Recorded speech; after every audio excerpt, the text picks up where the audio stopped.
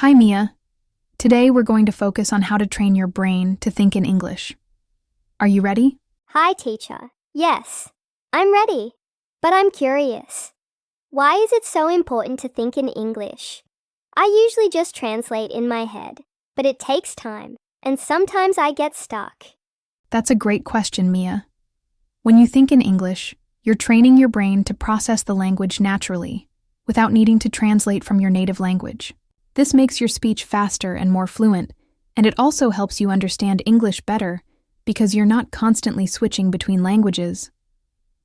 Do you notice that translating slows you down sometimes? Yes, definitely. Especially when I'm speaking with someone. I have to pause to think of the right words, and sometimes I lose track of the conversation. That's very common. By training your brain to think directly in English, you can avoid those pauses and feel more confident in conversations. Let's start with a simple exercise. Think in single words. Look around you right now and name everything you see in English. Can you try that? Sure, let me see. I see a computer, a desk, a chair, a window. Oh, and a plant. But what if I don't know the word for something? Should I just skip it? Good question. If you don't know the word for something, don't skip it. Instead, describe it in English. For example, if you don't know the word bookshelf, you could say, "It's the place where I put my books." This helps keep your brain thinking in English and can also help you learn new words. Can you try describing something you see but don't know the word for? Okay. I see something that holds papers together. I don't know the word, but I could say, it's a tool that keeps papers in place. Excellent. That's exactly what you should do. You're keeping your brain engaged in English, which is the goal. And for the record, that tool is called a paperclip. But now you have a way to describe it if you forget the word. Let's build on this by moving to thinking in sentences. What kind of simple sentences can you think of based on what you're doing right now? I could say, I am sitting at my desk, or I am learning English. But sometimes I'm not sure if my sentences are correct. What should I do if I'm unsure? That's a great start. Don't worry too much about making mistakes when you're practicing on your own. The key is to keep practicing. If you're really unsure, you can write down the sentence and check it later or ask someone for help. It's all part of the learning process. What other sentences can you think of about your surroundings? Let's see. The sun is shining through the window, and my plant is growing well.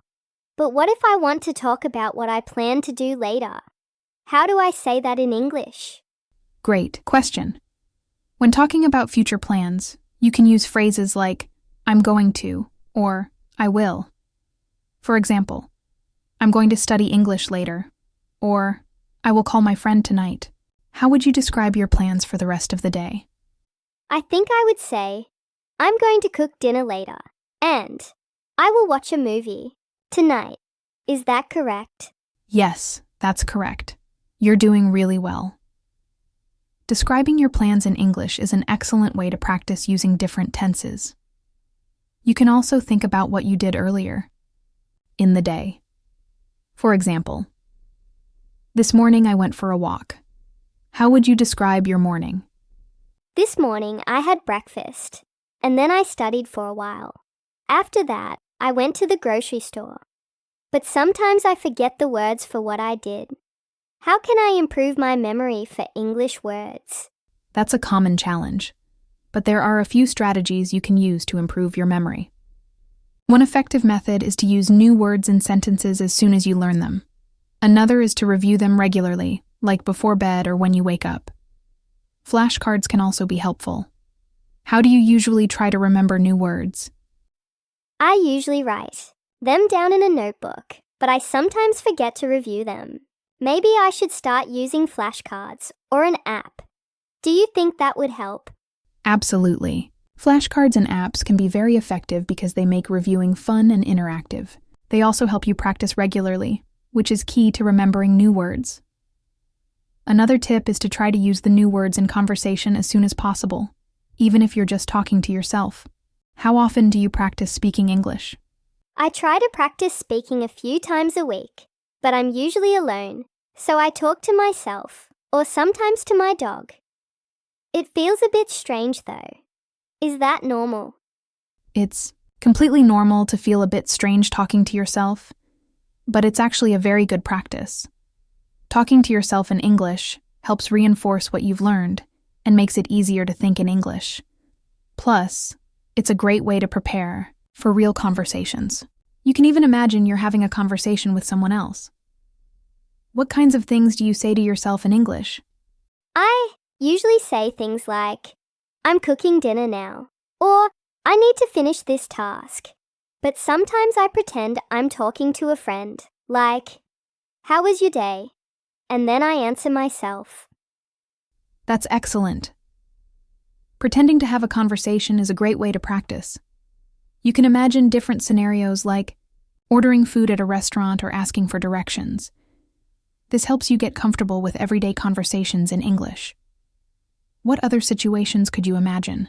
Maybe I could imagine I'm at a store asking for help. I could say, excuse me, where can I find the bread? Or, if I'm traveling, how do I get to the train station? Does that sound good? Those are perfect examples. Imagining yourself in different situations is a great way to build your confidence. The more you practice these kinds of scenarios, the more prepared you'll feel when you encounter them in real life. Another good exercise is to describe your day in detail from morning to night. Can you try that? Sure, let's see. This morning, I woke up early and had breakfast. Then I went for a walk and enjoyed the fresh air. After that, I came back home and started studying English. Later, I will cook dinner and watch a movie. How was that? That was excellent. You did a great job describing your day. Practicing like this helps you think in English more naturally and smoothly. You can also try planning your day in the morning in English, which will help set the tone for thinking in English throughout the day. Have you ever tried planning your day in English before? Not really, but I like the idea. I usually think about my day in my native language, but I'll try to do it in English from now on. Maybe something like, today I'm going to study, then I'll meet a friend for coffee.